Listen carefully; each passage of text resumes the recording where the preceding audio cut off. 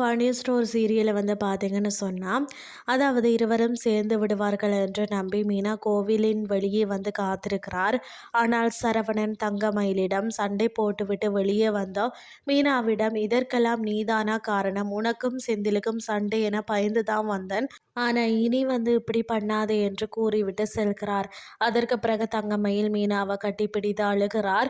சரவணன் மாமா என்னை நம்பவே இல்லை, அது கூட பரவாயில்லை, என்ன சந்தேகப்பட்டு இது எவனோட குழந்தை என்று கேட்கிறார் என கதறி அழுகிறார். இதைத் தொடர்ந்து இருவரும் வீட்டிற்கு செல்கிறார்கள். அங்கு பாக்கியம் மற்றும் அவருடைய கணவர் ஆவலுடன் காத்திருக்கிறார்கள். ஆனால் தங்கமயில் வீட்டிற்கு வந்ததோ நேரே ரூமுக்குள்ள சென்று விடுகிறார். இதை பார்த்து அவரது அம்மா அப்பா இருவரும் தங்கமயில் மாமியார் வீட்டிற்கு போவதற்காக துணிகளை பேக் பண்ணுகிறார் என யோசிக்கிறார்கள். ஆனால் தங்கமயில் தான் ஒரு முடிவு எடுத்திருப்பதாக மீனாவிடம் சொல்கிறார்.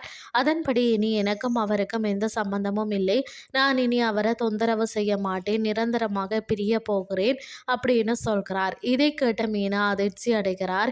எனினும் இந்த விஷயத்தை வீட்டில் சொல்லலாம், அவசரப்பட்டு இந்த முடிவை எடுக்க வேணாம் என்று மீனா சொல்கிறார். ஆனால் தங்கமயில் வேண்டாம் என்று சொல்லி இந்த விஷயத்தை யாரிடமும் சொல்ல வேண்டாம் என மீனாவிடம் சத்தியம் வாங்குகிறார். இதுதான் இன்றைய நாளுக்கான எபிசோட். அடுத்த எபிசோட்ல என்ன நடக்க போகுதுன்னு சொல்லி பொறுத்திருந்து பார்க்கலாம்.